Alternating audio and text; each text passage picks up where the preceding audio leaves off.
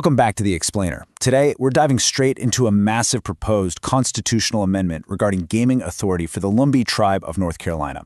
Now, if you follow tribal governance, you already know these constitutional updates aren't just dry legal text. They're literally the blueprints for multi-million-dollar economic engines. We're going to look strictly at the text of the proposal, the current constitution, and independent analysis to figure out exactly what's at stake here. To really grasp the gravity of this impending vote, we first got to look at the framework of the Lumbee government. You see, their constitution, which was originally adopted by referendum back in 2001, established a very delicate balance of power between the tribal members and the elected officials. But as you'll see, recent events have totally set the stage for a push toward an entirely new economic landscape. Okay, here's our roadmap for today. We'll hit 1. The catalyst for change. 2. Expanding tribal gaming authority. 3. The referendum rights debate. 4. Alternative amendment proposals. And 5. The upcoming voter decision. So, Part 1. The catalyst for change. Basically, why is this amendment happening right now? This timeline really puts the current urgency into perspective. Think about it. In December 2025, the U.S. fully restores the tribe's status as a federally recognized Indian tribe. Huge deal, right? Well, right after that monumental shift, the Tribal Council argued that a new framework was immediately necessary to pursue gaming, promote economic self-sufficiency, and fund essential services. And that rapid push? It brought us straight to April 2026, setting the stage for the upcoming membership vote. And check this out. On April 16, 2026, the Tribal Council showed incredibly strong, honestly almost unanimous support for this proposal. They passed the resolution to amend the Constitution with 17 yes votes and only 2 no votes. An overwhelming majority like that clearly signals just how confident the elected leadership is that this specific gaming framework is the right path forward. Moving into Part 2, expanding tribal gaming authority. What new powers does this amendment actually grant? Well, the proposed changes are pretty sweeping. They explicitly authorize the tribal chairperson in the tribal council to regulate, license, and conduct gaming. Plus, it gives them the green light to establish tribal gaming enterprises, create a dedicated gaming regulatory commission, and, this is absolutely crucial, negotiate gaming compacts with the state. Essentially, this builds the entire legal and bureaucratic engine you'd need to actually run a casino. There's another major expansion here: territorial jurisdiction. The current Constitution strictly limits territory to Robeson, Hoke, Scotland, and Cumberland counties. But this amendment, it extends the tribe's regulatory control to include any newly acquired lands or lands held in trust by the United States. And if you know federal Indian law, you know trust land is exactly the type of territory usually required to open a legal casino. It's a massive piece of the puzzle. All right, Part 3, the referendum rights debate. This is the core conflict over voter control. Now, with all this new governmental power comes a really significant trade-off.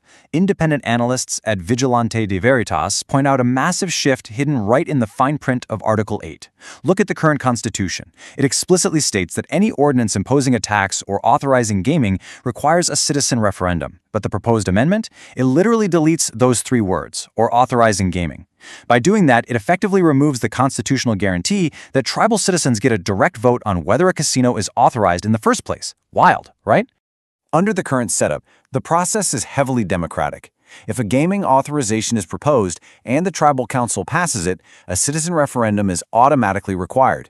It acts like a mandatory constitutional stop sign, where the general membership steps up and has the absolute final say to either greenlight or reject the whole project. But look at the proposed path. It completely removes that stop sign. The authorization is proposed, the council passes the ordinance, and boom, no referendum required. The process routes authorization directly through the elected tribal council, completely bypassing that direct membership vote, and gaming is instantly authorized. When you weigh the impacts side by side, a really clear balance scale emerges. As Vigilante de Veritas notes, while the amendment undeniably achieves that necessary gaming expansion by granting compact in-enterprise authority to the government, it simultaneously results in a reduction of existing member rights. It is, at its core, a fundamental transfer of power directly from the voters to the elected council. Which brings us to Part 4, alternative amendment proposals. Is there a middle ground here? So, the crucial question analysts raise is this: could gaming be authorized while actually keeping member voting rights? Like, under federal law, are governmental gaming authority and direct citizen voting rights fundamentally mutually exclusive? According to Vigilante de Veritas, the answer is a resounding yes. You really don't have to throw the baby out with the bathwater here. They argue that a revised amendment could easily set up all those necessary gaming commissions, enterprise frameworks, and compact negotiating authorities for the tribal council while intentionally keeping the citizen referendum intact.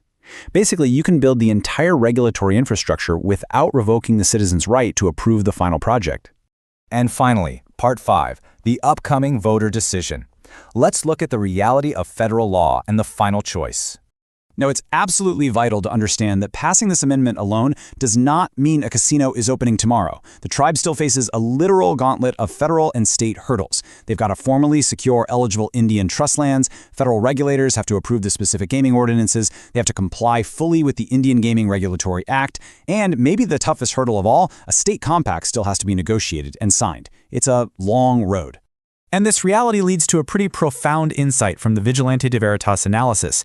They state, and I quote, "For voters, the central issue appears to be less about whether gaming should be allowed and more about whether the authority to approve gaming should remain with the membership or be transferred to elected tribal leadership." Ultimately, independent analysts are framing this upcoming vote not as a simple yes or no on casinos, but as a defining choice about the very structure of democracy within the Lumbee government. So as voters gear up to make their voices heard, the ultimate question remains: will the authority to approve gaming stay in the hands of the general membership, or will it be consolidated under elected leadership?